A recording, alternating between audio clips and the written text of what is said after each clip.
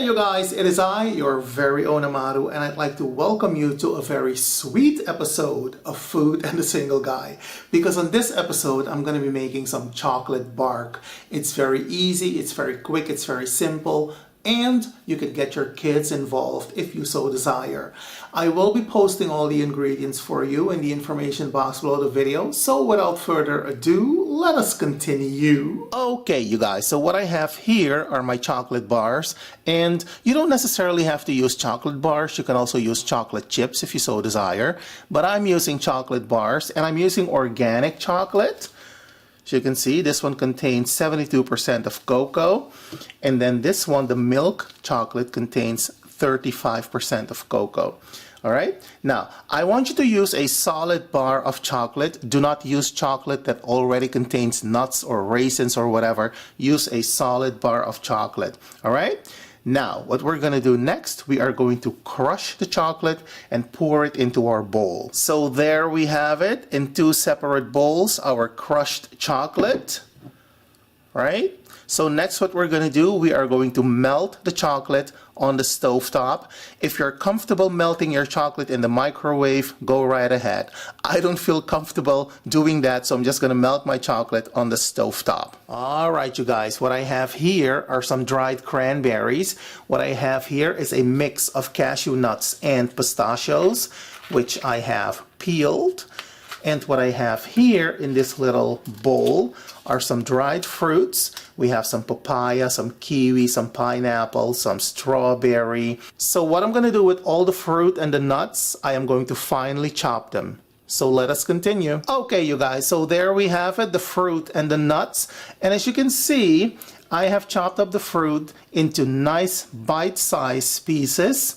You don't want to chop it up too finely because, you know, you still want somewhat of a bite. And what I have here are the nuts, which I have crushed. And also, I haven't used all of the dried fruits, okay? It would be too much, I think, for this amount of chocolate. But I am going to savor these later tonight. Yes! Now, let me give you a little tip. I would like to suggest that before you melt the chocolate, you want to have your chopped up fruit and your crushed nuts ready, especially when you live in a colder climate, because the chocolate solidifies very quickly. You have to work very fast. So it is important that you have your fruit and your nuts ready, because you have to then press them into the melted chocolate to create that crunch. All right?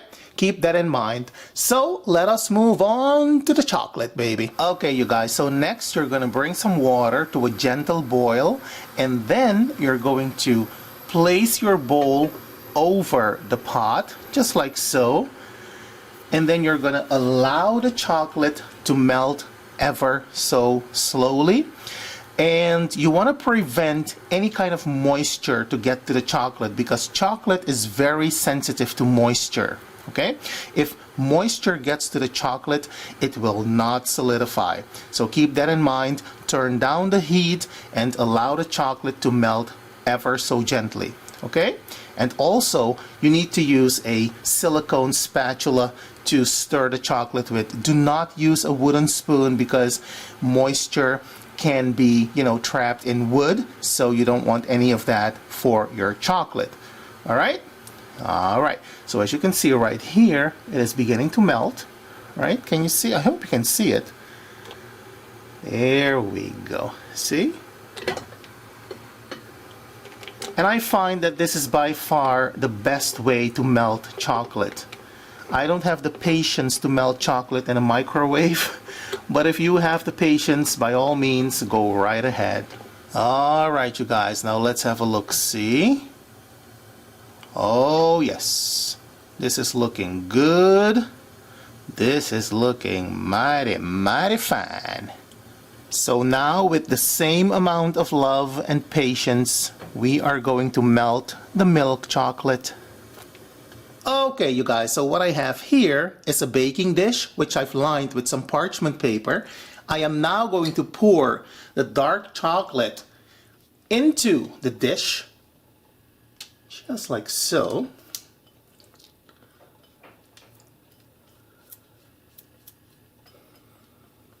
Followed by the milk chocolate.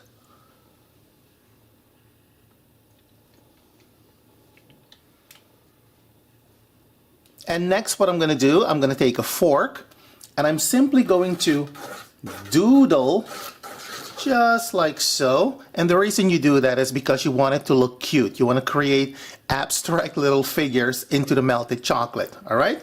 You don't have to do it, but it looks cute. Next, we're going to add the nuts.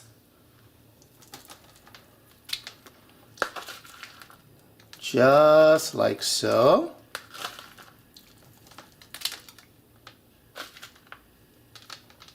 And you want to be generous with the nuts, you guys. So next, we're going to add the fruit. I think this will do. So next, you're going to put the melted chocolate to one side to cool completely. Do not cover the pan or the dish with anything because it will sweat, it will generate moisture. And as I explained earlier, melted chocolate is very sensitive to moisture, so don't do that. Something else that you shouldn't do, I know some people do this, but I don't like to do it. Do not put the melted chocolate in the fridge to cool because it will generate a white layer on top of the chocolate, and presentation wise that is not very cute, so don't do it. Just set the melted chocolate to one side in a cool place in the living room or in a bedroom even to let it cool naturally. All right? All right. Okay, you guys, so it's been about a couple of hours. The chocolate has solidified. This is what it looks like. I'm gonna try to take it out of the baking tray ever so carefully because you don't want it to break, at least not yet. And I'm going to show you this. As you can see, it still has somewhat of a thickness to it, and that is what you want. So you have to pick a tray that is suitable enough for the amount of melted chocolate that you're going to pour into it. If I had used a larger tray, the thickness of the chocolate bark would be very non-existent, and you really want your chocolate bark to have somewhat of a thickness, okay? So next what I'm going to do, I'm going to break it into nice chunks, and then I'm going to show you in the final presentation what it looks like. All right? Now, speaking of the final presentation, doesn't that look gorgeous? Doesn't that look festive? Doesn't that look colorful? Oh, but it does. Now, you can go ahead and put the chocolate bark on a plate, as I did in these pictures, but you can also put them in these nice little baggies, and then you tie them up with a ribbon, which in turn will make for a very authentic and very original presentation for your child's birthday presentation or something along those lines. And I have them right here. Don't they look gorgeous? Oh, but they do. It takes a little time, a little effort, but you'll end up with something that is unique and different.